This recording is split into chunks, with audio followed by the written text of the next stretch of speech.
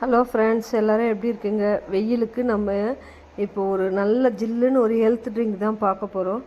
Health ட்ரிங்க்குங்கிறத விட rose மில்க்குன்னு சொல்லலாம். அதுக்கு என்னென்ன தேவைன்னா 2 துண்டு beetroot, 1.5 spoon sabja seed, 2 spoon கேழ்வரகு மாவு, 7-8 பேரிச்சம்பழம், பால் ஒரு 1/2 லிட்டர்.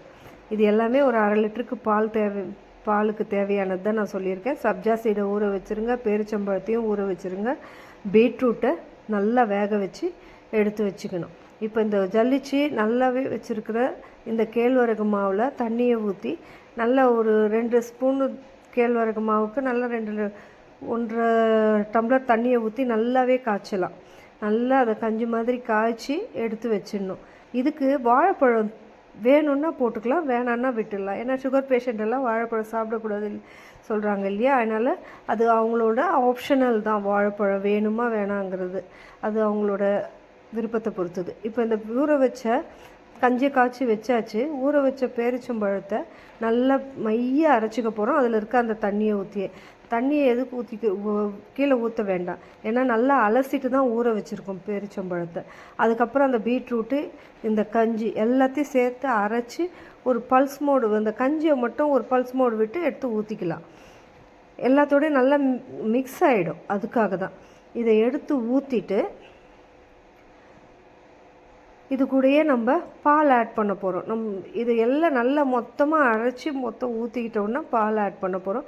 நான் இதில் வாழைப்பழமும் அரைச்சி போட்டுருக்கேன்.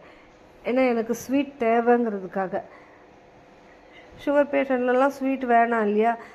பேரிச்சம்பழத்தில் இருக்கிற இனிப்பே போதுமானது. அதுவே நல்ல ஸ்வீட் கொடுக்குது இந்த பாலுக்கு.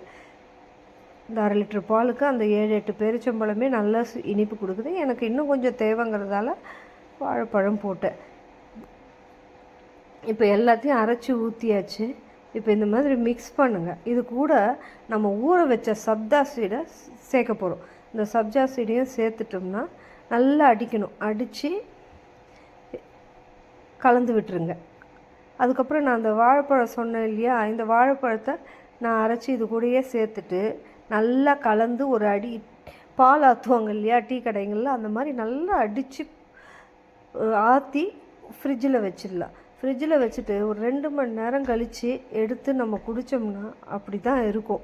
இதில் எந்த ஆர்டிஃபிஷியல் கலரும் கிடையாது. ஹெல்த் வைஸ் குழந்தைங்களுக்கு ரொம்ப நல்லது. சம்மரில் இந்த குழந்தைங்களுக்கு செய்து கொடுக்கலாம். எல்லாருமே செய்து எப்படி இருக்குன்னு கமெண்ட் பண்ணுங்கள், சப்ஸ்கிரைப் பண்ணுங்கள், லைக் பண்ணுங்கள். இதில் ஏதாச்சும் உங்களோட கருத்துக்கள் இருந்தால் ஷேர் பண்ணுங்கள். தேங்க்யூ. நாளைக்கு இன்னொரு வீடியோவில் பார்க்கலாம். பாய்.